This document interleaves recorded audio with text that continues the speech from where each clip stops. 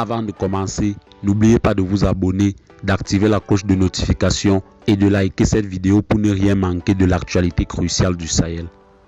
Ce que vous allez entendre dépasse l'entendement. Une attaque brutale, une ville saccagée, soit 11 vies arrachées en une nuit.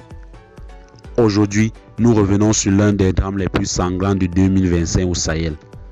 L'attaque de Bani Bangou au Niger par les terroristes de l'État islamique du Grand Sahara. Bani Bangou, une localité paisible du Niger à la frontière du Mali. Mais le 11 juillet 2025, cette ville est devenue le théâtre d'un carnage insoutenable. Selon les premiers rapports, plus de 100 hommes lourdement armés se réclamant de l'État islamique du Grand Sahara ont encerclé la ville au petit matin. Leur objectif était clair: détruire, s'aimer la terreur et imposer leur loi par le sang. En quelques heures à peine, le bâtiment de la mairie, le poste de gendarmerie et plusieurs écoles ont été incendiés. Les assaillants n'ont montré aucune pitié. Soit 11 civils et forces de sécurité ont perdu la vie. Des dizaines ont été blessés et des centaines ont fui vers la brousse ou les villages voisins. Le Sahel est aujourd'hui l'un des foyers du terrorisme mondial. Depuis le retrait progressif des forces françaises et la chute de plusieurs accords sécuritaires, des zones entières sont livrées aux groupes armés. Le Niger, pourtant considéré jusqu'à récemment comme un îlot de stabilité, fait désormais face à des incursions régulières de l'État islamique du Grand Sahara à l'ouest et de Boko Haram à l'est. Bani Bangou est situé dans une région stratégique au carrefour de plusieurs routes de contrebande, de trafic d'armes et de mobilité djihadiste entre le Mali, le Burkina Faso et le Niger. Les autorités nigériennes, malgré leurs efforts, sont souvent dépassées.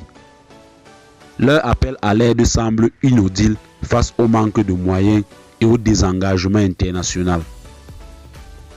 Immédiatement après l'attaque, le gouvernement nigérien a condamné fermement les faits, promettant une riposte rapide.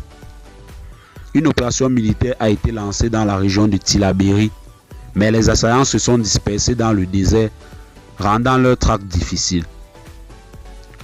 L'ONU et plusieurs ONG ont exprimé leur profonde inquiétude, surtout face à l'ampleur du massacre. Des centaines de familles sont désormais sans abri, sans soins, sans sécurité. Le drame de Bani Bangou révèle aussi le vide sécuritaire criant dans certaines zones du Sahel. Une question cruciale se pose: combien de Bani Bangou faudra-t-il encore pour qu'une réponse internationale réelle émerge? Cette attaque est plus qu'un fait divers sanglant. C'est un signal d'alarme pour toute la région.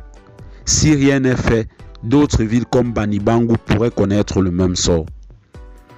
Les groupes djihadistes exploitent le vide sécuritaire, la pauvreté, l'abandon des zones rurales et l'absence d'espoir pour recruter, manipuler et terroriser.